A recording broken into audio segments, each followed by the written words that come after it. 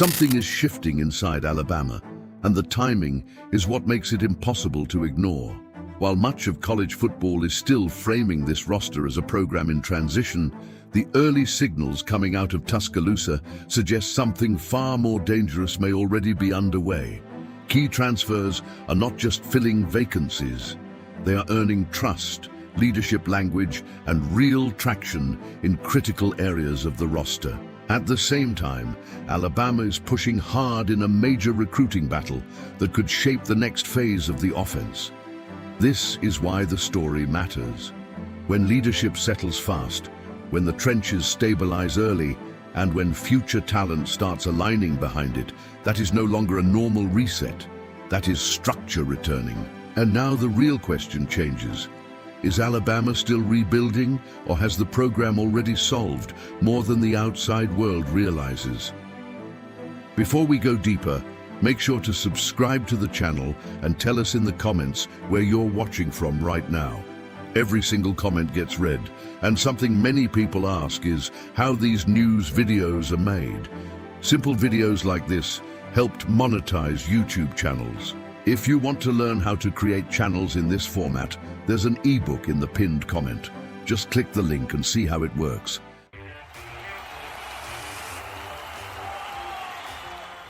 At first, it looked like a normal transition year. Alabama lost key defensive leaders, linebackers gone, defensive line reset. On paper, that suggests instability. But inside spring practice, something different started to emerge. Caleb Woodson was not just competing, he was being described as a captain-type presence. That language matters. Coaches do not use it casually, especially not this early. In Tuscaloosa, leadership is earned over time. So when it appears immediately, it signals something deeper. It suggests the adjustment phase may already be ahead of schedule. Now look at what that changes. Because Alabama did not just lose production, it lost communication.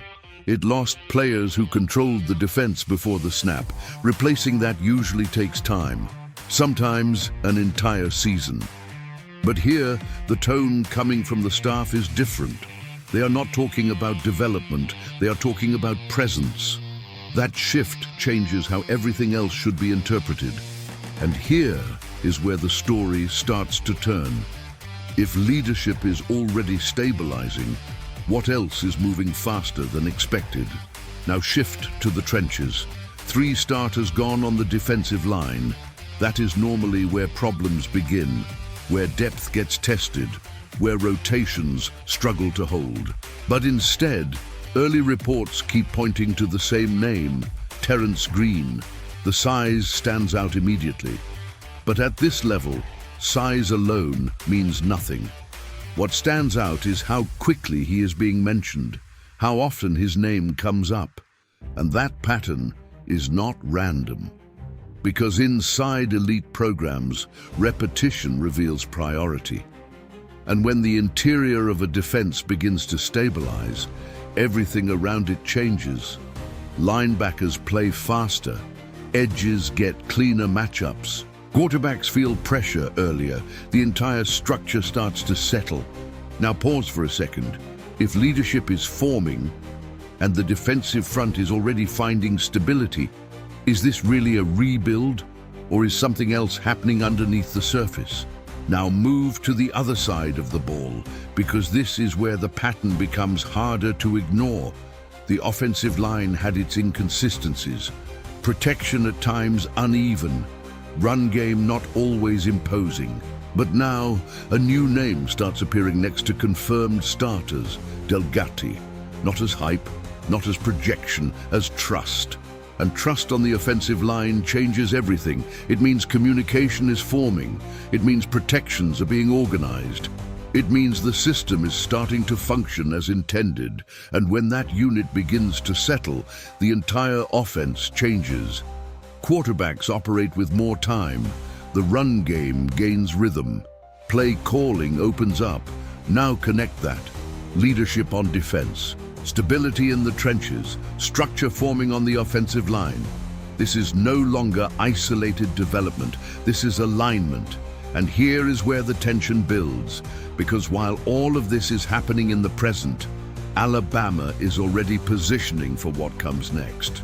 Nigel Newkirk, one of the most sought-after running backs in the country, nationally ranked, highly recruited, and Alabama is not just in the conversation. There are real indications the program is strongly positioned in that race, competing directly with programs like Ohio State, LSU, and Michigan. And that matters, because elite running backs do not just add depth, they define identity. They determine how an offense controls games. They dictate tempo. They force defenses to adjust. And when a program like Alabama aligns future talent with present structure, that is not coincidence. That is direction. Now take a step back and look at the full picture. Leadership emerging early. Defensive line stabilizing faster than expected. Offensive line building trust. Future talent already aligning behind it. That combination does not happen by accident, and it rarely happens slowly. So now the question becomes unavoidable. Was this ever a rebuild, or was it a recalibration that started before anyone fully recognized it? Because outside the program, the conversation still sounds the same. Questions about transition, about identity, about whether Alabama is resetting under a new structure. But inside the program, the signals suggest something very different. Control is not being rebuilt. It is being re-established. And the speed of that process changes everything. Because in the SEC, timing matters. If structure returns early, if cohesion forms before the season, if leadership settles ahead of expectations, then the gap does not close. It grows again. And here is the part most people are still missing. These changes do not announce themselves. They do not show up in headlines first. They appear in patterns, in language, in repetition, in how quickly uncertainty disappears inside the building. So now the conversation shifts. It is no longer about what Alabama lost. It is about how quickly Alabama replaced control and whether the rest of college football is reading those signals correctly or realizing too late. Because if this trajectory holds, if these early signs translate into the season, then what looks like a transition right now may actually be something much more familiar, something the rest of the SEC has seen before, just not this quietly. And that is where this becomes uncomfortable for everyone else, because when Alabama moves quietly, it usually means the structure is already in place. So now the question shifts to you. Looking at everything happening right now, the leadership signals, the movement in the trenches, the recruiting positioning, does this feel like a rebuild? Or does it feel like Alabama already solved more than people realize? Drop your take in the comments, and if you want to stay ahead of what is really unfolding inside Alabama football, subscribe and stay connected. Because the biggest shifts in this sport do not start on Saturdays, they start right here. And by the time everyone sees it, it is already happening. Roll Tide.